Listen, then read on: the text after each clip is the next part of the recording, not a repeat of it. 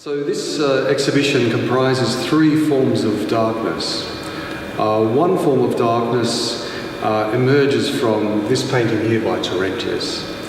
Another form of darkness we see as a form of nature, the kind of darkness that you'll find in nature. And the third form of darkness we see as cinematic, and we're going to talk about that today.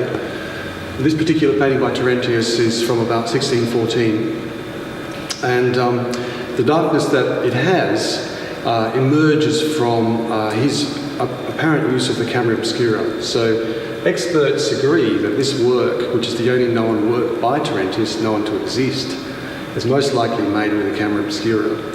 The strange everyday objects that it depicts, which is for wine, for water, is to break down the wine to make a distilled beverage. Behind we have here a restraining device, which is like a bridle. So this particular painting depicts a moral message, and that moral message is restraint. In its day, in its time, it is seen as a vanitas painting. A vanitas painting is about the ideas of impermanence, the idea that everything must change, that nothing is stable, that everything will eventually lead to its completion.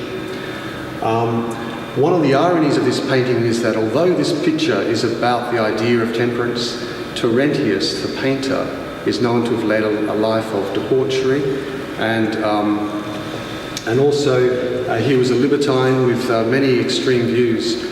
Among the extreme views were things such as not believing in God, not believing in heaven, and trying to carve his own way in terms of how he should live his life.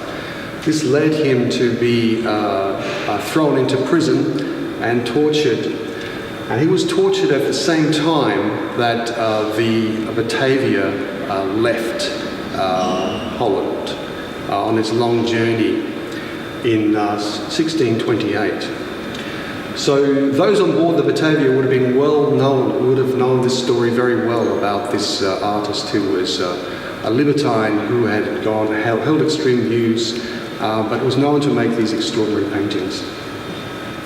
On board the Batavia was a chemist whose name was Cornelius, and Cornelius conducted, later on, once the mutiny had occurred, Cornelius conducted and led the murders on the islands of about 125 people.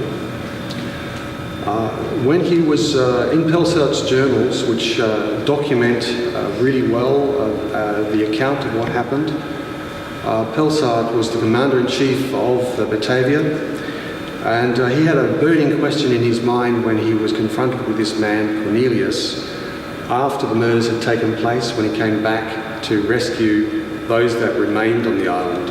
His burning question was, how could this civilized man, once civilized man, now have conducted so many horrendous murders? How could he have led these terrible murders? And so when he was searching for a term to label him with, he writes in his journals that he was a libertine, that he was an Epicurean, that he was a Torrentian. And so this is where, in the journal, we make this link between Cornelius, the murderer, and this painting by Torrentius.